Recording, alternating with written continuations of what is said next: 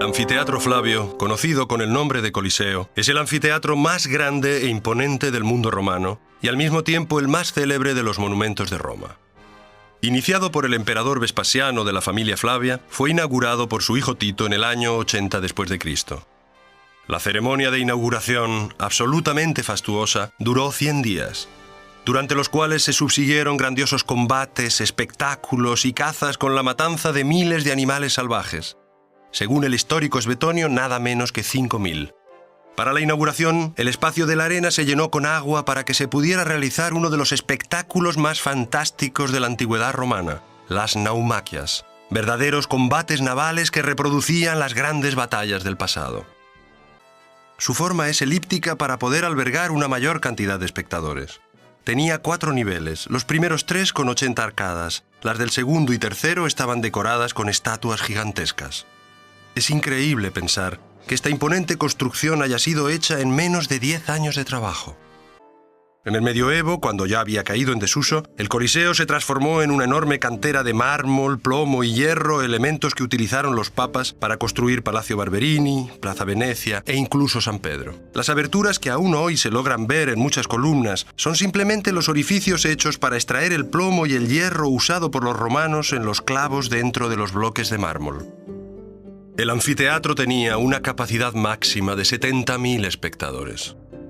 La inclinación de las gradas era tal que permitía una perfecta visión de los espectáculos desde cualquier posición. La entrada era gratuita para todos los ciudadanos romanos, pero las localidades estaban divididas en función de la condición social, algo parecido a lo que sucede hoy en los teatros. Las localidades más altas estaban reservadas al pueblo, con sectores separados para hombres y mujeres, y a medida que se bajaba acercándose a la arena, crecía el estatus social. La primera fila estaba reservada a senadores, vestales, sacerdotes y, obviamente, al emperador.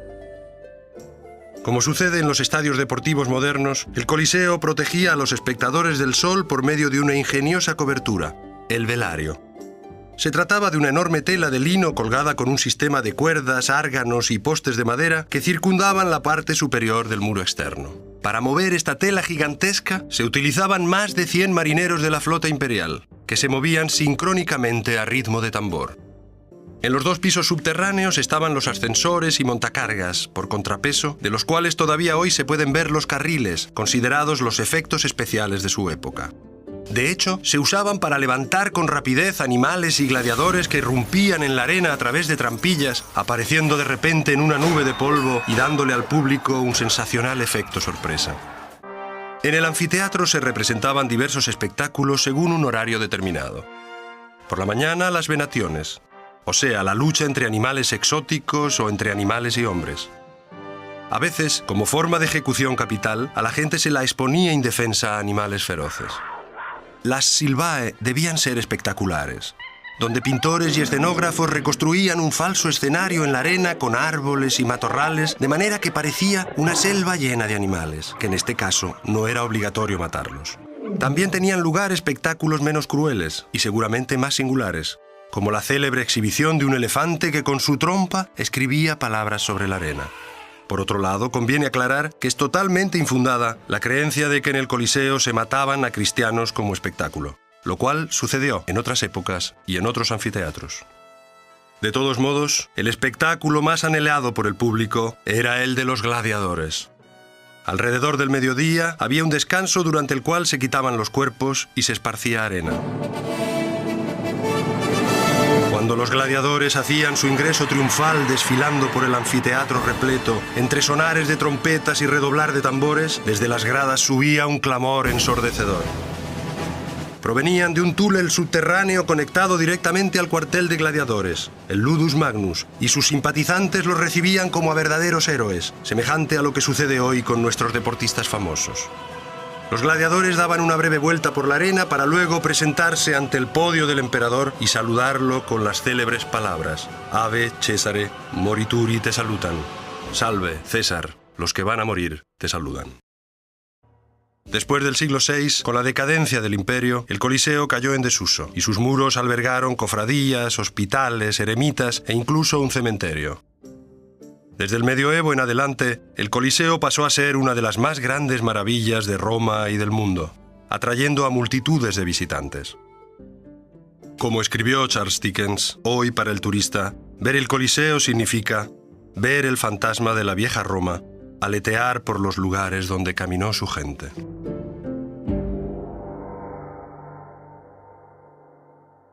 Roma no siempre ha sido una ciudad monumental. De hecho, y hasta que no se construyó el Foro, se podría decir que Roma no era más que una gran aldea con unos cuantos edificios modernos. El Foro de Roma era el corazón y el cerebro de la urbe.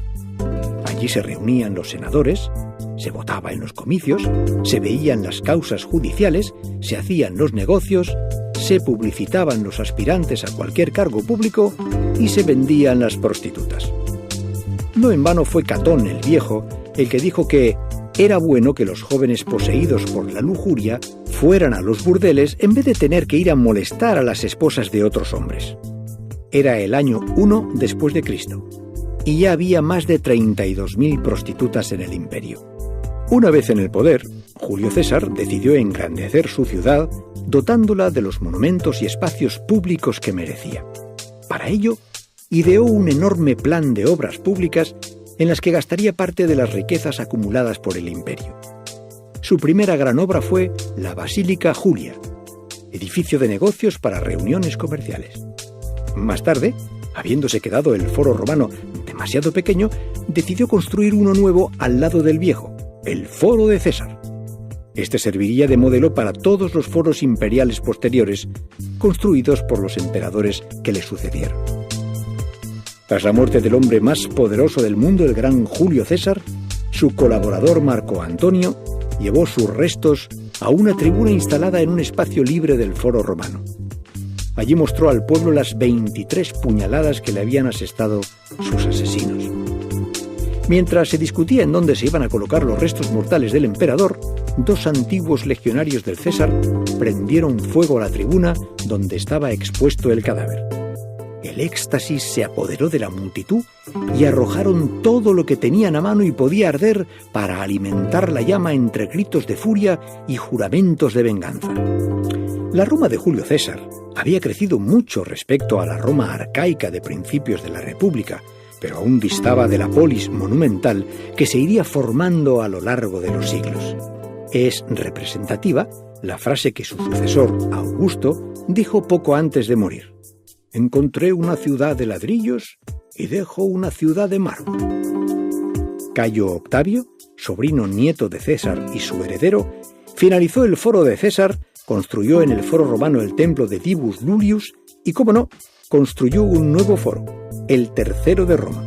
En él mandó alzar un gran templo dedicado a Marte Vengador. Quizá esa fue su especial venganza sobre los asesinos de su tío abuelo. Con el emperador Trajano, la capital del mundo ganaría nuevo esplendor, dejando boquiabiertos a millares de visitantes. La soberbia construcción del foro, entre el 107 y 112 después de Cristo, contribuyó al éxito. Actualmente, solo una pequeña parte del foro queda en pie. El Arco de Constantino puede que sea el mejor conservado de todos los monumentos triunfales. Se dice que este arco tuvo que ser construido con restos de otros edificios. No olvidemos que se construyó en el 312 después de Cristo y el imperio empezaba ya a sumirse en un profundo ocaso. Al menos, la calidad de sus materiales originales han dado toda una lección de eternidad. Hablemos de algo más misterioso, también situado en el foro: el Pozo Curcio. Según las leyendas romanas, en el año 363 a.C., apareció una enorme grieta sin fondo en medio del foro. Los sabios de la época vaticinaron que solo se cerraría si se arrojaba a su interior el mayor de los tesoros de Roma.